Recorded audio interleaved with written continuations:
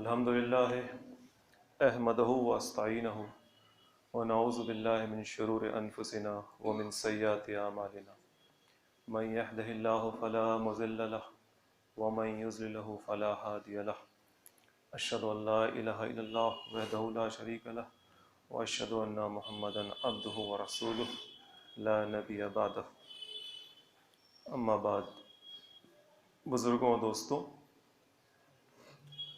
گزشتہ جمعہ ہم لوگوں نے اس سلسلہ وار درس قرآن میں سورہ آل عمران کی آیت نمبر 180 تک کے مضمون کو سنا تھا، اور آپ کے ذہن میں یہ بات ہوگی کہ وہ آیات اور اس سے پہلے کی چند آیات کا سلسلہ جنگ احد پر اللہ تعالیٰ کے تبصرے سے ہے. جنگ احد جس میں مسلمانوں کو شکست ہوئی، اور جن وجوہ یا وجوہات کی بنا پر وہ شکست ہوئی، اس پر اللہ تعالیٰ نے تبصرہ کیا تھا، بتایا تھا مسلمانوں کو کہ تم سے کیا غلطیاں ہوئی ہیں. ان کے دل کا حال بتایا تھا، کیونکہ دل کا حال تو صرف اللہ ہی جانتا ہے. اور جو ان سے انڈسپلنڈ سرزرد ہوا تھا، جو انہوں نے اپنے لیڈر، اپنے کمانڈر کی بات کو ٹھیک سے نہیں سمجھا اور مانا تھا، تو اس کی وجہ سے جو نتائج ان کے سامنے آئے، وہ تمام چیزوں پر اللہ تعالیٰ نے باتیں کہی تھی. وہاں سے آگے چونکہ یہ سورہ 200 آیات پر مشتمل ہے، تو 180 تک کی آیات ہم لوگوں نے سن لی. اب 20 آیات جو ہیں اس میں 2 حصے کا مضمون ہے. ایک پہلا حصہ آج ہم لوگ سنیں گے، اور آخری حصہ جو ہے وہ سورہ کے خاتمے کے طور پر ہے، اور اس کی مناسبت سورہ بقرہ کے خاتمے سے ہے.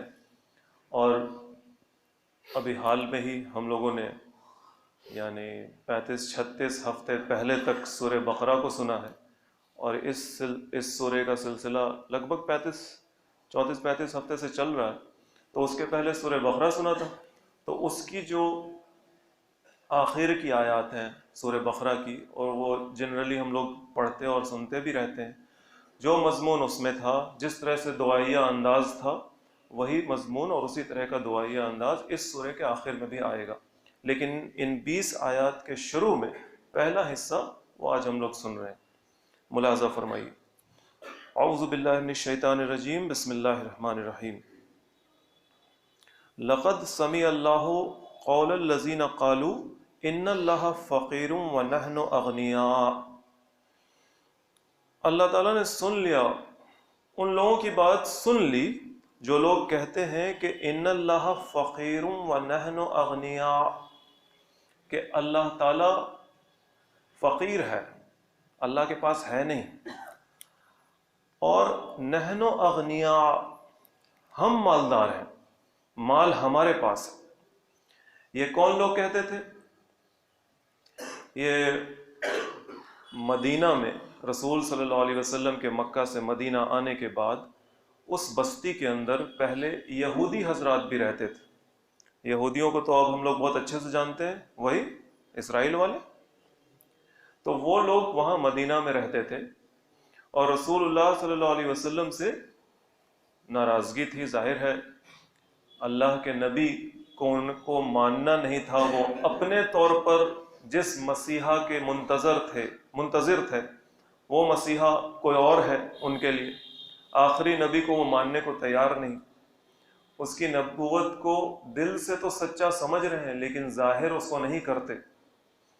تو اس طرح سے وہ دشمنی میں آگے آ گئے تھے.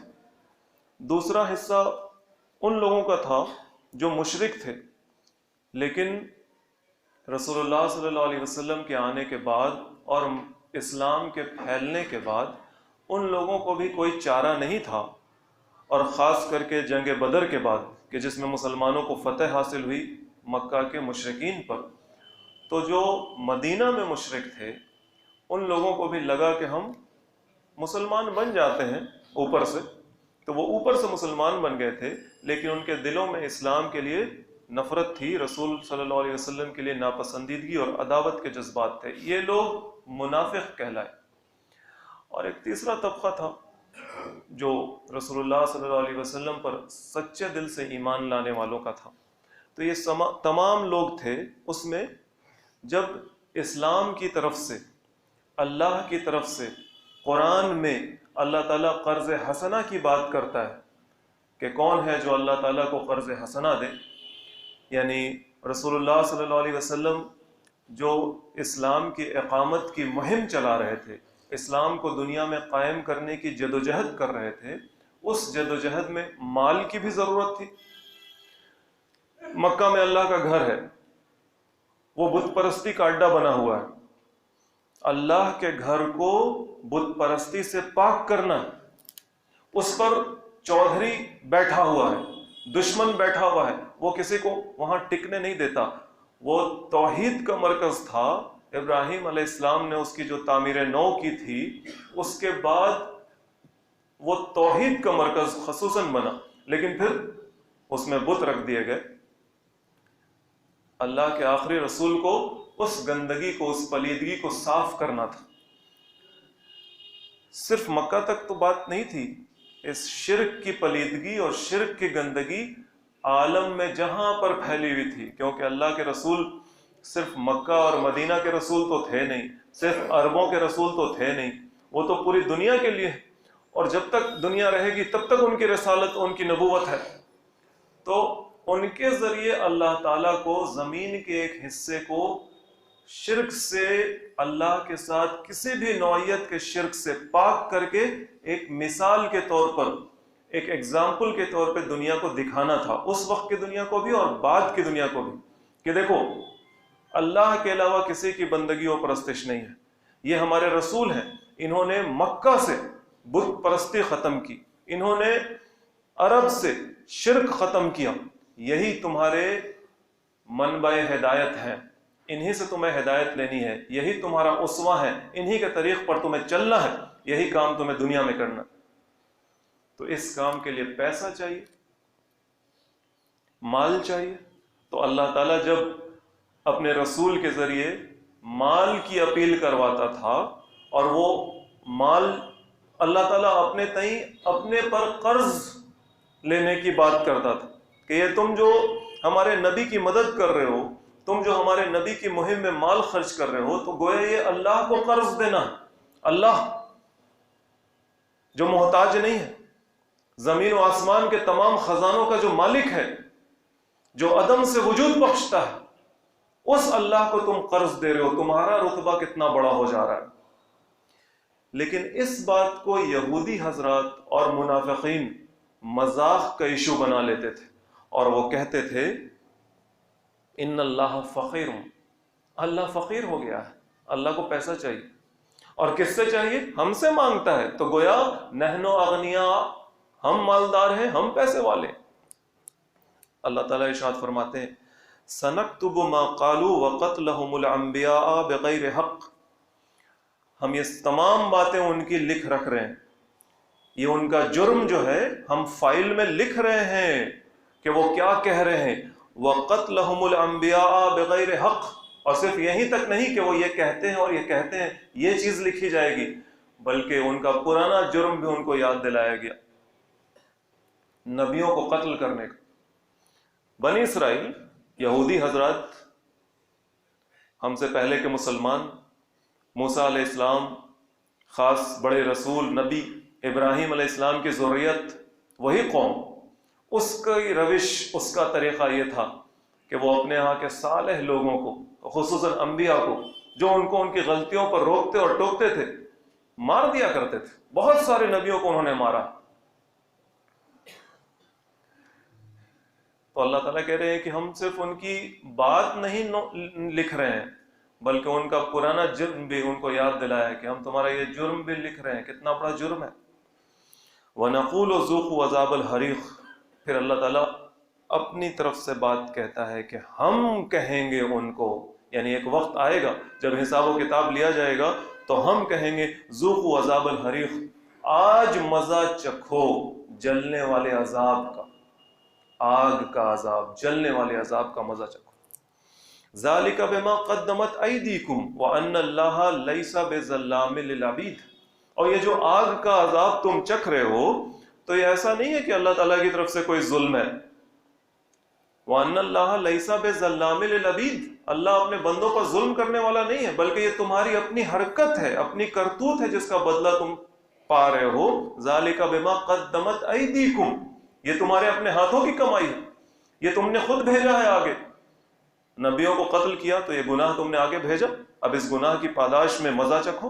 تم نے اللہ کے رسول کا انکار کیا، جھوٹا الزام لگایا، ان کو تکلیف دی، پریشان کیا، تو لو یہ تمہارے اپنے اعمال ہیں جن کا تم نتیجہ بھگت رہے ہو. تو یہ مت کہنا کہ اللہ تعالیٰ ظلم کر رہا ہے، ہمیں آگ میں ڈال رہا ہے. الذین قالوا ان اللہ عہد الینا اللہ نؤمن لرسول حتی یأتینا بقربان تأکلہ النار. اور یہ وہ لوگ ہیں جو کہتے ہیں، یعنی یہ بنی اسرائیل، یہودی، مکہ مدینہ میں رہنے والے یہودی، رسول صلی اللہ علیہ وسلم کی مخالفت کرنے والے، یہ کہتے ہیں کہ ان اللہ عہد الینا، اللہ تعالیٰ نے ہم سے عہد لے لیا ہے. کس بات کا؟ اللہ کہ ہم نہیں نؤمن لرسول، کسی رسول پر ایمان لائیں گے، ہم رسول پر ایمان نہیں لائیں گے. اس بات کا تو اللہ نے ہم سے عہد لیا ہے. کیا؟ حتی یاتینا بقربان تاکلہ النار، جب تک کہ وہ رسول، جو بھی رسول ہے، وہ ہمیں ایسی نشانی دکھا دے، ہمارے پاس ایک ایسی نشانی لائے قربانی کی کہ جس کو آسمان سے آگ آئے اور وہ کھا جائے. یعنی کچھ ایسا خرق عادت، کوئی ایسا معجزہ دکھاؤ، ایک قربانی پیش کرو اور اس قربانی کو آسمان سے آگ آئے اور کھا جائے، تو ہم مانیں گے کہ تم سچے رسول ہو. ایسا انبیاء کرام کے ساتھ ہوا ہے. اللہ تعالیٰ نے جب انسان عقلی طور پر کمزور تھا تو اس کے سامنے معجزات زیادہ رونما کرواتا تھا اللہ نبیوں کے ذریعے. جب انسان ریزن اور لاجک میں کمزور تھا، سمجھ رہے ہیں آپ اس پوائنٹ کو؟ جب انسان ریزن اور لاجک میں کمزور تھا تو اس کو سچ بات منوانے کے لیے اللہ تعالیٰ اپنے انبیاء کے ذریعے خرق عادت سے ہٹی ہوئی بات ان کے سامنے ظاہر کرواتا تھا، جسے ہم لوگ معجزہ کہتے ہیں. تو کچھ انبیاء کے ساتھ ایسا بھی معاملہ ہوا. خاص کر کے ان آیات کی تفسیر میں حضرت الیاس کہ اللہ کی سلامتی ہو ان پر، ان کا ذکر آتا ہے. وہ بھی اسی قوم کے ایک نبی بن آئے تھے اللہ تعالیٰ کی طرف سے. انہوں نے اس قوم میں، یا بنی اسرائیل قوم جو مسلمان قوم تھی، اس کا جو بادشاہ تھا اس وقت، اس کی جو بیوی تھی وہ مشرک تھے، وہ ایک بت کی پرستش کرتی تھی، اور اس کے وجہ سے سماج میں بہت سے لوگ ایسے تھے. ان لوگوں کے ساتھ، ان کے پجاریوں کے ساتھ جناب الیاس علیہ السلام نے یہ معاملہ کیا کہ ایک قربانی پیش کی اور جسے آسمان سے آگ آئی اور اس نے کھا لیا. اور انہوں نے کہا کہ تم بت پرستی نہ کرو، اللہ کے ساتھ کسی کو شریک نہ ٹھہراؤ. لیکن اس عورت کو بہت برا لگا، تو اس عورت کے زن پرست شوہر نے، یعنی جس کو آپ جورو کا غلام کہتے ہیں، ایسے بادشاہ نے اس عورت کو خوش کرنے کے لیے جناب الیاس علیہ السلام کے جان لینے کی کوشش کی. اللہ نے انہیں بچا دیا. بہرحال اس طرح کے کئی واقعات ہیں اس قوم کے اندر. تو اللہ تعالیٰ کہتے ہیں کہ ان لوگوں کا یہ کہنا ہے کہ جب تک اے محمد صلی اللہ علیہ وسلم آپ کوئی ایسی نشانی نہ دکھا دیں، ایسی قربانی نہ پیش کریں، کوئی جانور قربان کر کے رکھیں اور آسمان سے کوئی آگ ہے اور اسے کھا نہ جائے، تب تک ہم ایمان لانے والے نہیں ہیں. کیونکہ یہ تو ہم نے اللہ سے عہد کر رکھا ہے، اللہ نے ہم سے وعدہ لے رکھا ہے. ایک جھوٹ بات، ایک بہانہ جو وہ لگاتے تھے. قل کہیے ان سے، قد جاءکم رسل من قبل بالبینات وبالذی قلتم فلما قتلتموہم ان کنتم صادقین. کہیے اے محمد صلی اللہ علیہ وسلم ان سے کہ تمہارے پاس تو بہت سارے رسول آئے مجھ سے پہلے، بالبینات، واضح نشانیوں کے ساتھ آئے، وبالذی قلتم، اور اس چیز کے ساتھ بھی جو تم کہہ رہے ہو کہ آسمان سے آ گئے اور قربانی کھا جائے، یہ بھی ہو چکا ہے تمہارے سامنے. فلما قتلتموہم ان کنتم صادقین، لیکن اگر تم سچے ہو کہ اچھا اللہ کی نشانی ہم دیکھیں گے تو مان جائیں گے، تو پھر تم نے ان کو قتل کیوں کیا؟ یہ نرا بہانہ ہے تمہارا، یہ جھوٹ ہے تمہاری طرف سے. تم ماننے کو تیار ہی نہیں ہو اور 50 طرح کے بہانے تراشتے ہو. فَإِن كَذَّبُوكَ، اے محمد صلی اللہ علیہ وسلم اگر آپ کا انکار کیا جا رہا ہے، آپ کو جھٹلایا جا رہا ہے، فقد کذب الرسول من قبلک، آپ سے پہلے بھی بہت سارے رسولوں کو جھٹلایا جا چکا ہے. جاؤ بالبینات والزبور والکتاب المنیر، اور وہ تمام کے تمام رسول وہ آئے تھے واضح نشانیوں کو لے کر، کھلی کھلی نشانیوں کو لے کر کہ اندھا بھی دیکھتا تو مان جاتا. جیسے سورج نکل جائے اور کوئی کہے کہ سورج کیا ہوتا ہے مجھے دکھاؤ، دھوپ کیا ہوتی ہے مجھے دکھاؤ، تو سورج اور دھوپ کے نکلنے کے بعد بھی اگر کوئی یہ کہے کہ مجھے سورج اور دھوپ دکھاؤ تو وہ تو بالکل ہی بے عقل ہے، اس کے پاس عقل ہی نہیں. تو ایسی کھلی کھلی نشانیوں کو لے کر بہت سارے رسول آئے تھے مجھ سے پہلے. والزبور والکتاب المنیر، اور صحیفے لے کر آئے، اللہ تعالیٰ کی طرف سے گائیڈ لائنز لے کر آئے. والکتاب المنیر، اور روشن کتاب بھی لے کر آئے، تورات بھی آئی موسیٰ علیہ السلام پر. لیکن اس کے بعد بھی ان لوگوں کا رویہ کیا تھا کہ وہ انکار ہی کرتے تھے. کل نفس ذائقۃ الموت. دیکھو یہ جو مدینہ کے یہودی ہیں، یہ جو مشرکین ہیں، یہ جو منافقین ہیں، یہ جو ان کے ائمہ ہیں، سردار ہیں، جو نہ ماننے والے ہیں، یہ جو محمد ہیں صلی اللہ علیہ وسلم، یہ جو ان کے ساتھی ہیں کہ اللہ ان سے راضی ہو، جانثار ساتھی جو ماننے والے ہیں، جو آج اس قرآن کو سن رہا ہے، جو کل سنے گا، جو مانتا ہے، جو نہیں مانتا ہے، ہر ایک کو مرنا ہے، ہر ایک کو مرنا ہے. یہ جو بہانہ بنا رہا ہے اسے بھی مرنا ہے، اور جو کھلے دل سے قبول کر لے رہا ہے حق کو اسے بھی مرنا ہے. کل نفس ذائقۃ الموت وانما توفون اجورکم یوم القیامہ. ہر ایک کو قیامت کے دن پورا کا پورا بدلہ دے دیا جائے گا اس کا، جو جیسا کر کے آیا ہے. ماننے والا مان کر آیا، انکار کرنے والا انکار کر آیا، جس طرح سے بھی آیا. توفون اجورکم، تمہارا بدلہ پورا کا پورا قیامت کے دن مل جائے گا. کیا بدلہ ہوگا؟ فمن زحزح عن النار وادخل الجنۃ فقد فاز. پس جو کوئی اس دن آگ سے بچا لیا گیا، فمن زحزح عن النار، پس جو کوئی اس دن قیامت کے دن جس دن بدلہ دیا جائے گا اعمال کا، اس دن جو کوئی زحزح عن النار، آگ سے بچا لیا گیا، وادخل الجنۃ، اور جنت میں داخل کر دیا گیا، فقد فاز، یہی کامیاب ہے. کامیابی اسی کے لیے. یہ ہے اصل بات جو ذہن میں رکھنے کی. اس دنیا میں ایک ایک دن، ایک ایک لمحہ گزارتے وقت، ایک ایک معاملہ کرتے وقت اس دنیا میں دل ایک ایک طرف لگتا ہے. جو ہماری نظروں کے سامنے اس دنیا ہے نا، اور یہاں کی جو کامیابی اور یہاں کی جو ناکامیابی ہم محسوس کرتے ہیں، یہاں کا جو آرام اور یہاں کی تکلیف جو ہم محسوس کرتے ہیں، یہ سب کا سب بس فارس، کچھ نہیں، کچھ نہیں. اس کی حقیقت کیا ہے؟ وَمَا الْحَيَاةُ الدُّنْيَا إِلَّا مَتَاعُ الْغُرُورِ. دنیا کی زندگی دھوکے کا سامان ہے. غرور دھوکے کو کہتے ہیں. آپ کسی آدمی کے بارے میں کہتے ہیں نا کہ بہت غرور میں رہتا ہے، مغرور ہے، تو اصل میں آپ کیا کہتے ہیں؟ کہ وہ دھوکہ کھا رہا ہے. اس کو لگ رہا ہے کہ اس کے پاس پیسہ ہے، پیسے پہ غرور کرتا ہے. اس کو لگ رہا ہے کہ اس کے پاس حسن ہے، جمال ہے، اس کے پاس یہ نعمتیں ہیں. اس کو اسے دھوکہ ہو گیا ہے کہ وہ سمجھ رہا ہے یہ چیز اس کی ہے اور ہمیشہ رہے گی. اس لیے آپ کہتے ہیں کہ وہ مغرور ہے، غرور میں ہے، دھوکے میں ہے. وَمَا الْحَيَاةُ الدُّنْيَا إِلَّا مَتَاعُ الْغُرُورِ. یہ دنیا کی زندگی صرف اور صرف دھوکہ ہے اور کچھ نہیں. آنکھوں کے سامنے ایک پردہ ہے، اس پردے پہ سب کچھ دکھ رہا ہے. ہم اور آج آپ اپنے موبائل کے اسکرین پر، ابھی ٹھنڈ ہے نا، تو کسی گرم جگہ کا منظر دیکھ لیجئے، آگ دیکھ لیجئے، تو اس سے گرمی نہیں آئے گی. وہ حقیقت نہیں ہے، وہ بس نظر کا ایک دھوکہ ہے. ہم دیکھ رہے ہیں اس پردے پر نظر کا ایک دھوکہ پیدا ہوتا ہے، وہ سچ نہیں ہوتا ہے. تو یہ دنیا بھی ایسی ہی ہے. لہٰذا اس دنیا کی جو اوقات، اس دنیا کی جو حیثیت اور حقیقت اللہ نے بتائی، اس سے زیادہ اس کو سر پہ نہیں چڑھانے کا، اس سے زیادہ اس کو سر پہ نہیں چڑھانے کا. جتنی اس کی حیثیت ہے، جتنی اس کی اوقات ہے، اس کو اسی حیثیت سے ماننے کا بس، اس کو اسی حیثیت سے برتنے کا بس. یہاں کے نقصان پہ رنجیدہ نہیں ہونا چاہیے، اور یہاں کے فائدے پر پھرنا نہیں چاہیے، یہاں کے نقصان کو ہمیشہ کا نقصان نہیں سمجھنا چاہیے، اور یہاں کے فائدے کو ہمیشہ کا فائدہ نہیں سمجھنا چاہیے۔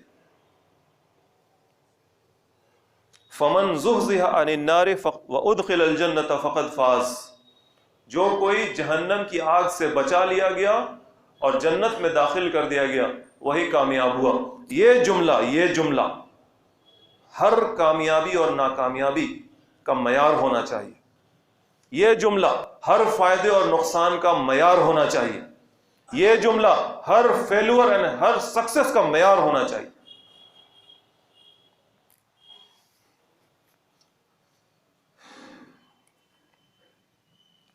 لَتُبْلَوُنَّ فِي أَمْوَالِكُمْ وَأَنفُسِكُمْ، تم کو ضرور آزمایا جائے گا، ہم آزمائیں گے تم کو۔ پھر سے آزمائش کا مضمون آیا، فی اموالکم وانفسکم، تمہارے مالوں میں اور تمہاری جانوں میں۔ یہ جنگ احد کے حوالے سے بھی آزمائش کا مضمون ہم لوگوں نے سنا، بار بار سنا، گزشتہ ہفتے بھی سنا کہ کس طرح سے اللہ تعالیٰ کہہ رہا ہے کہ ہم خبیث کو طیب سے الگ کریں گے، پاکیزہ کو ناپاک سے الگ کریں گے۔ جس کے اندر خدا خوفی ہے، جو اللہ سے ڈرتا ہے، جو اللہ پر ایمان رکھتا ہے، اللہ پر بھروسہ رکھتا ہے، اللہ کے وعدوں کو سچا سمجھتا ہے، جو محمد صلی اللہ علیہ وسلم کے اسوے کو مانتا ہے، ان کے کردار پر شک نہیں کرتا کہ یہ مال غنیمت میں خیانت کریں۔ سنا نا آپ نے؟ جو محمد صلی اللہ علیہ وسلم کی بتائی ہوئی باتوں کو صحیح سمجھتا ہے، ان پر بھروسہ کرتا ہے، ان پر بھروسہ کر کے ہی تو اللہ تک پہنچتا ہے۔ جو ان کی پیش کی ہوئی اس کتاب کو اللہ کا کلام سمجھتا ہے، اس پر بھروسہ کرتا ہے، اس کی باتوں کو سچا اور یقینی سمجھتا ہے، وہ طیب ہے، وہ پاکیزہ ہے۔ اور جو اس کے برعکس ہے وہ خبیث ہے، وہ ناپاک ہے۔ تو یہ تو ملی جلی قوم، اس قوم کو اللہ تعالیٰ کہتا ہے کہ ہم اس حال میں رہنے نہیں دیں گے، تم ملے جلے رہو۔ ایسا نہیں ہے، تمہارے اندر حالات ہم ایسے پیدا کرتے رہیں گے جس سے سچے اور کھوٹے کی پہچان ہوگی، پاک اور ناپاک کی پہچان ہوگی، خبیث اور طیب کی پہچان ہوگی۔ اللہ تعالیٰ حالات ایسے پیدا کرے گا، اور انہی حالات کا ذکر بار بار ہو رہا ہے، بار بار ہو رہا ہے۔ سورہ بقرہ آیت نمبر 155 میں ہم لوگوں نے سنا، جو اس مضمون کی شاید سب سے مشہور آیت ہے، وَلَنَبْلُوَنَّكُمْ بِشَيْءٍ مِّنَ الْخَوْفِ وَالْجُوعِ وَنَقْصٍ مِّنَ الْأَمْوَالِ وَالْأَنفُسِ وَالثَّمَرَاتِ، اور ہم تم کو ضرور آزمائیں گے، تھوڑا سا آزمائیں گے، ان چیزوں میں تھوڑا آزمائیں گے، خوف سے، بھوک سے، جان و مال کے نقصان سے، محنت کرو گے پھل نہیں ملے گا، فصلوں کا پھل نہیں ملے گا، ان چیزوں کے نقصانات سے ہم تمہیں آزمائیں گے، آزما کر دیکھیں گے کہ کون ٹکنے والا ہے اور کون بھاگنے والا ہے۔ اسی سورہ بقرہ کی جب ہم لوگوں نے درس سنا تھا تو اس وقت اس آیت کا مضمون بھی بڑے اچھے سے سنا تھا، آیت نمبر 214 میں، جس میں اللہ تعالیٰ کہتا ہے ام حسبتم ان تدخلوا الجنت۔ یہ کتنی زبردست تمہید ہے آیت کی۔ کیا تم سمجھتے ہو کہ جنت میں یوں ہی داخل ہو جاؤ گے؟ ام حسبتم ان تدخلوا الجنت، تم نے کیا سمجھ رکھا ہے کہ جنت میں تم یوں ہی داخل ہو جاؤ گے؟ وَلَمَّا يَأْتِكُمْ مَثَلُ الَّذِينَ خَلَوْا مِنْ قَبْلِكُمْ، جبکہ ابھی تمہارے ساتھ وہ سب کچھ نہیں ہوا جو تم سے پہلے کے لوگوں کے ساتھ ہو چکا ہے، تم سے پہلے کے مسلمانوں کے ساتھ ہو چکا ہے۔ کیا ہوا؟ مَسَّتْهُمُ الْبَأْسَاءُ وَالضَّرَّاءُ وَزُلْزِلُوا، ہر طرح کی تکلیف، ہر طرح کی مصیبت، ہر طرح کی پریشانی، ان پریشانیوں کے باعث زلزلو ہلا مارے گئے لوگ، تم سے پہلے کے مسلمان ہلا مارے گئے۔ حتی یقول الرسول والذین آمنوا معہ متی نصر اللہ، چیخ اٹھا رسول، چیخ اٹھے ایمان والے اس کے ساتھ کہ اللہ کی مدد کہاں ہے، اللہ کی مدد کہاں ہے؟ اللہ تعالیٰ کہتا ہے الا ان نصر اللہ قریب، مت گھبراؤ، سنو سنو، تم نے صبر کیا، تم جمے رہے، اللہ کی مدد نزدیک ہے، قریب ہے۔ حالات یہ ہوں گے، یہ آزمائش کے حالات ہیں۔ سورہ آل عمران اسی سورہ کی آیت نمبر 142 میں ہم لوگوں نے سنا تھا، ام حسبتم ان تدخلوا الجنت، وہی اسلوب، کیا سمجھتے ہو تم کہ جنت میں یوں ہی چلے جاؤ گے؟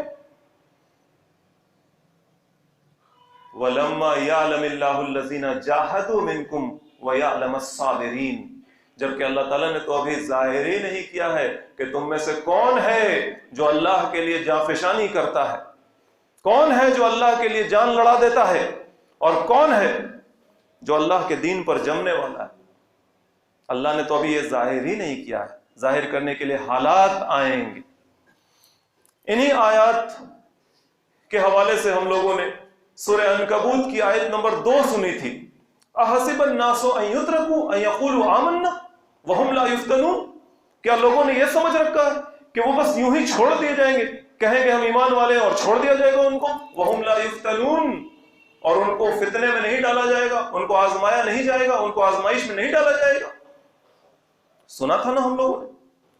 اور گزشتہ ہفتے بھی ہم لوگوں نے آزمائش کی ایک نئی شکل قرآن نے پیش کی تھی۔ آزمائش صرف مال و دولت کی اور مصیبت و پریشانی کی صرف نہیں تھی، وہ منافقین کے حوالے سے بات چل رہی تھی، ایمان و نفاق کی پہچان کے لیے جو آزمائش ہوگی اس کا ذکر جو کیا تھا اللہ تعالیٰ نے، وہ سورہ توبہ کی آیت نمبر 16 کے حوالے سے ہم لوگوں نے سنا تھا۔ ام حسبتم ان تترکوا، کیا سمجھتے ہو تم کہ تم کو یوں ہی چھوڑ دیا جائے گا؟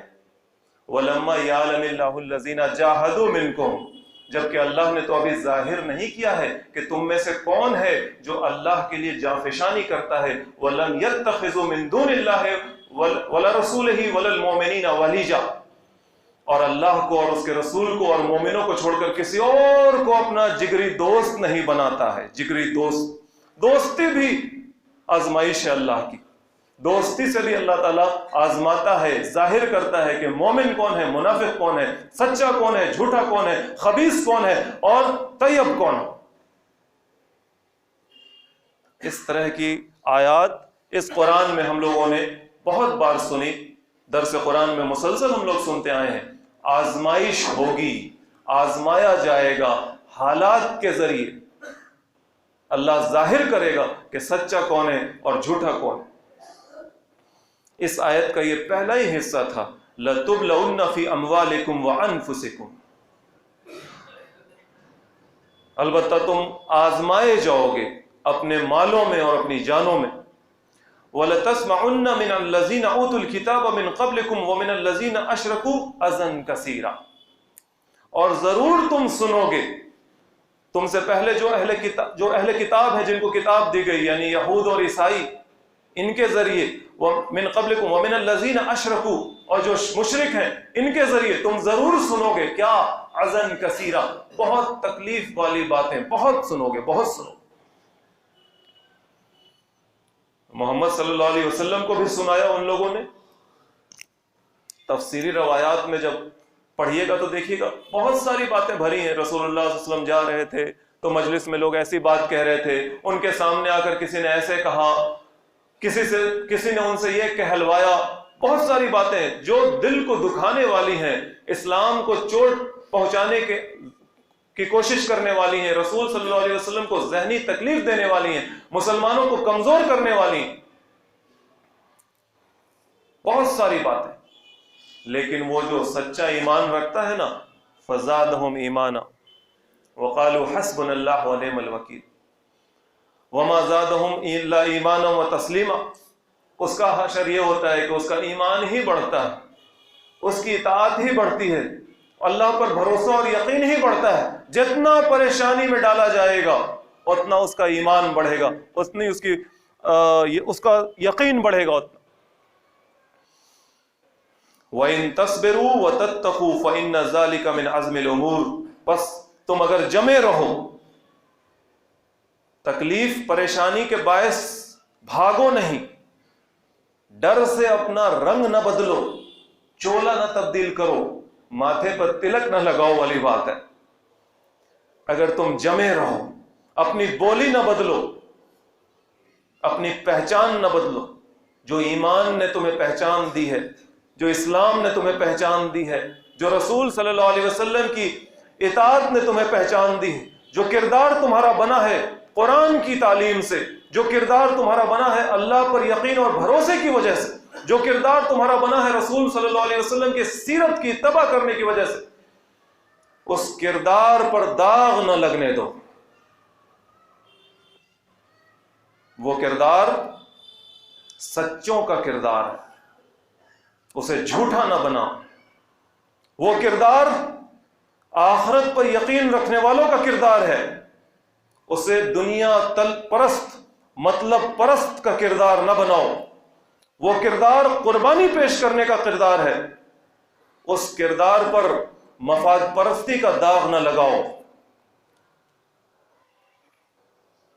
یہ ہے صبر، یہ ہے صبر، وہ داغ نہ لگے جو قرآن کے خلاف، قرآن نے جسے پلیدگی کہا ہے، یہ تمام کی تمام چیز، شرک، نفاق، معصیت، دنیا طلبی، نفس پرستی، خود غرضی، جہالت، بزدلی، جھوٹ، وعدہ خلافی، یہ تمام کے تمام داغ ہیں جو پلیدگی کے داغ ہیں۔ یہ داغ تمہارے کردار پہ نہ لگنے پائے۔ وَإِن تَصْبِرُوا، اگر تم صبر کرو، وَتَتَّقُوا، اور تقوی اختیار کرو، فَإِنَّ ذَلِكَ مِنْ عَزْمِ الْأُمُورِ، ہے تو یہ بڑی ہمت کا کام، ہے تو یہ بہت ہمت کا کام۔ وَإِذْ أَخَذَ اللَّهُ مِيثَاقَ الَّذِينَ أُوتُوا الْكِتَابَ، اور ذرا یاد کرو، یہودیوں کو کہا جا رہا ہے کہ تم ذرا یاد کرو، آج تو کہتے ہو نا کہ اللہ تعالیٰ سے ہم نے عہد کر رکھا ہے کہ ہم ایمان نہیں لائیں گے رسول پر جب تک کہ قربانی معجزہ نہ دیکھ دے، تو ذرا یاد کرو اس پکے وعدے کو جو اللہ نے تم سے لیا، لَتُبَيَّنُنَّهُ لِلنَّاسِ وَلَا تَكْتُمُونَهُ، کہ تم لوگوں کے سامنے اسے چھپاؤ گے نہیں بلکہ ظاہر کرو گے۔ کسے؟ اللہ کے پیغام کو، اللہ کے دین کو تم لوگوں کے سامنے ظاہر کرو گے، چھپاؤ گے نہیں۔ تمہیں حق پہنچا ہے، ایک سچ بات تمہارے پاس آئی ہے، اس سچ بات کو تم چھپاؤ گے نہیں بلکہ لوگوں کے سامنے ظاہر کرو گے۔ یہ وعدہ تھا نا تم سے اللہ کا، اللہ سے تم نے یہ وعدہ کیا تھا نا، لیکن تم نے کیا کیا اس کو؟ فَنَبَذُوهُ وَرَاءَ ظُهُورِهِمْ، اس وعدے کو انہوں نے پھینک دیا۔ کہاں پھینکا؟ وراء، پیچھے۔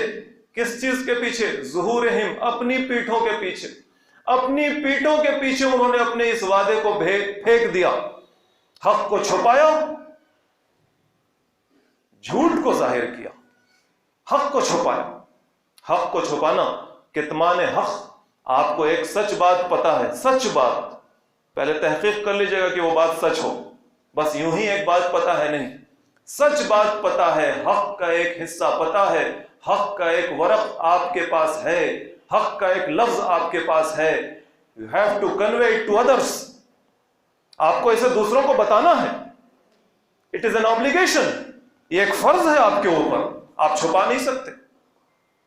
کوئی بھی آپ اس کے لیے آپ کے پاس کوئی ضرورت نہیں ہے کہ ایک پلیٹ فارم ہو، مسجد ہو، ایک اسٹیج ہو، کوئی رتبہ ہو، کوئی نام ہو، نام کے آگے مفتی اور علامہ لگا ہو تبھی آپ پر یہ ذمہ داری۔ نو،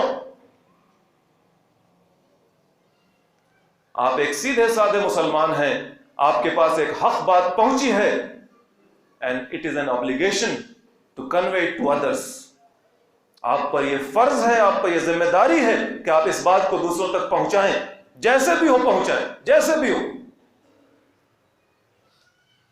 لیکن یہ کام ان لوگوں نے نہیں کیا، ان لوگوں نے تو حق کو اپنی پیٹھوں کے پیچھے پھینک دیا۔ وَاشْتَرَوْا بِهِ ثَمَنًا قَلِيلًا فَبِئْسَ مَا يَشْتَرُونَ، دنیا کے بدلے، دنیا کی قیمت پر اسے، یعنی دنیا خرید لی اور اللہ کے وعدوں کو بیچ دیا۔ وَاشْتَرَوْا بِهِ ثَمَنًا قَلِيلًا، تھوڑی سی قیمت، یعنی حق اگر چھپائیں گے تو دنیا میں اطمینان سے رہ لیں گے، اس لیے حق چھپا دو، دنیا کا اطمینان خرید لو۔ فَبِئْسَ مَا يَشْتَرُونَ، اور کیا ہی برا خرید و فروخت ہے، یعنی دنیا کا اطمینان خریدا ہے، آخرت کی آگ، آخرت کی آگ لے لی، دنیا کے اطمینان کے لیے آخرت کی آگ خرید لی، دنیا کی ہمت بیچ دی، سچائی بیچ دی۔ لا تحسبن الذين يفرحون بما اتوا ويحبون ان يحمدوا بما لم يفعلوا، اے محمد صلی اللہ علیہ وسلم آپ مت سمجھیے وہ لوگ جو خوش ہوتے ہیں، یہ یہودی حضرات اور یہ جھوٹے لوگ جن کے پاس کچھ ہے اور وہ چھپاتے ہیں، وہ لوگ خوش ہو رہے ہیں کس بات پر؟ جو انہوں نے کام کیا اس پر وہ خوش ہیں۔ جو بھی کام کیا، جھوٹ کا کام کیا، دغابازی کا کام کیا، حق کو چھپانے کا کام کیا، ان کاموں پر وہ خوش ہیں۔ وَيُحِبُّونَ أَن يُحْمَدُوا بِمَا لَمْ يَفْعَلُوا، اور چاہتے ہیں کہ جو کام انہوں نے کیا نہیں، حق کو پھیلانے کا کام انہوں نے نہیں کیا، اس کام پر چاہتے ہیں کہ ان کی پیٹھ تھپ تھپائی جائے، یحمدوا، ان کی تعریف کی جائے۔ فَلَا تَحْسَبَنَّهُمْ بِمَفَازَةٍ مِّنَ الْعَذَابِ، مت سمجھیے کہ وہ بچ جائیں گے، وہ عذاب سے بچ نہیں سکتے، کوئی جائے پناہ ان کے لیے عذاب سے نہیں ہوگی، عذاب سے بچنے کی کوئی جگہ وہ نہیں پائیں۔ وَلَهُمْ عَذَابٌ عَلِيمٌ، ان کے لیے دردناک عذاب ہے۔ عذاب المحین کی مثال گزشتہ ہفتے ہم لوگوں نے سنی تھی، کیسٹر آئل والی، کیسے ذلت والا عذاب اللہ کے ہاں کیا ہوگا۔ دنیا میں تو لوگ اپنے تئیں ایسا کر دیتے ہیں، یہ دردناک عذاب، دردناک عذاب، تکلیف ہوتی رہے گی لیکن جان نہیں جائے گی، تکلیف ہوتی رہے گی، جان نہیں جائے گی۔ وَلِلَّهِ مُلْكُ السَّمَاوَاتِ وَالْأَرْضِ وَاللَّهُ عَلَى كُلِّ شَيْءٍ قَدِيرٌ، آسمانوں اور زمین کی تمام بادشاہت اللہ کے لیے ہے۔ واللہ علی کل شیء قدیر، اللہ ہر چیز پر قدرت رکھتا ہے، اختیار رکھتا ہے۔ یہ ہے وہ اللہ جس کی ہے یہ بات جسے ہمیں سننی اور ماننی چاہیے۔ وعلیکم بالطاعۃ۔ وآخر دعوانا ان الحمد للہ رب العالمین۔